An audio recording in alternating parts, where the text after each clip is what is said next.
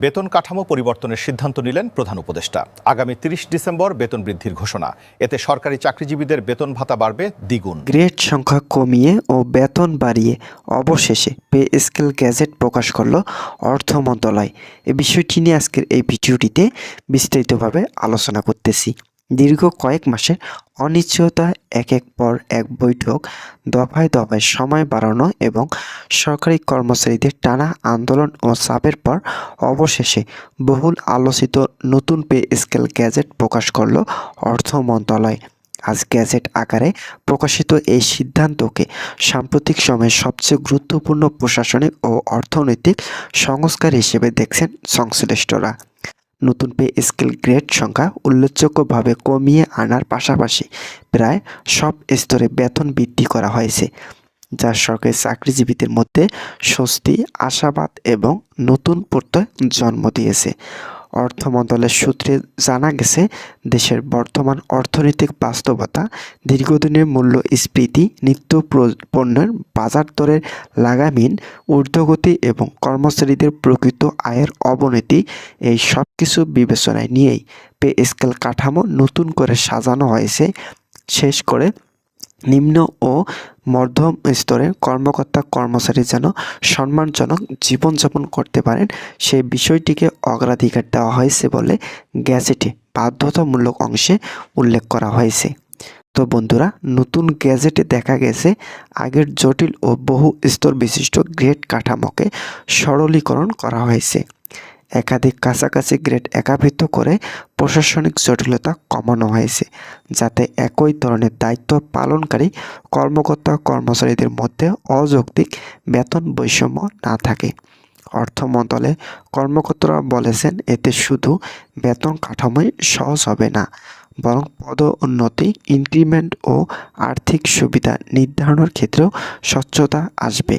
নতুন প্রকাশিত গ্যাজেটে আরও উল্লেখ করা হয়েছে যে সংশোধিত এই পে স্কেলে মোট 16টি গ্রেডে বেতন কাঠামো চূড়ান্ত করা হয়েছে। গ্যাজেট অনুযায়ী সর্বনিম্ন গ্রেডে বেতন নির্ধারণ করা হয়েছে 22,000 টাকা, যা আগের তুলনায় বড় ধরনের বৃদ্ধি। একই সঙ্গে সর্বোচ্চ গ্রেডে বেতন নির্ধারণ করা হয়েছে 90,000 টাকা। ফলে উচ্চপদস্থ কর্মকর্তা কর্মচারীরাও এই নতুন কাঠামোর আওতায় আসছেন। অর্থ মন্ত্রণালয়ের ব্যাখ্যায় বলা হয়েছে, এই 16 গ্রেডে প্রতিটি স্তরে বেতন উল্লেখযোগ্য হারে পুনর্গঠন করা হয়েছে এবং সব গ্রেড মিলিয়ে বেতন বৃদ্ধি হয়েছে আনুমানিক 50% থেকে শুরু করে সর্বোচ্চ 90% পর্যন্ত। সংশ্লিষ্টরা মনে করেছেন, এই বড় পরিসরে বেতন বৃদ্ধি সরকারি চাকরিজীবীদের আর্থিক সক্ষমতার বাড়ানোর পাশাপাশি দীর্ঘদিনের বৈষম্য কমাতে গুরুত্বপূর্ণ ভূমিকা রাখবে। অর্থ উপদেষ্টা ও পে কমিশনের একাধিক সদস্যের বরাতে জানা গেছে, এই পে স্কেল চূড়ান্ত করতে গিয়ে সরকারকে কঠিন সিদ্ধান্ত নিতে হয়েছে। একদিকে কর্মচারীদের দাবি, অন্যদিকে রাজস্ব ঘাটতি ও সামষ্টিক অর্থনৈতিক চাপ, এই দুইয়ের মধ্যে সমন্বয় করে চূড়ান্ত গ্যাজেট প্রকাশ করা হয়েছে। তারা জানিয়েছে, এই বেতন কাঠামো বাস্তবায়ন হলে সরকার ধাপে ধাপে এর আর্থিক প্রভাব মূল্যায়ন করবে। পে স্কেল গ্যাজেট প্রকাশের পরপরই বিভিন্ন কর্মচারী সংগঠন তাৎক্ষণিক প্রতিক্রিয়া জানিয়েছেন।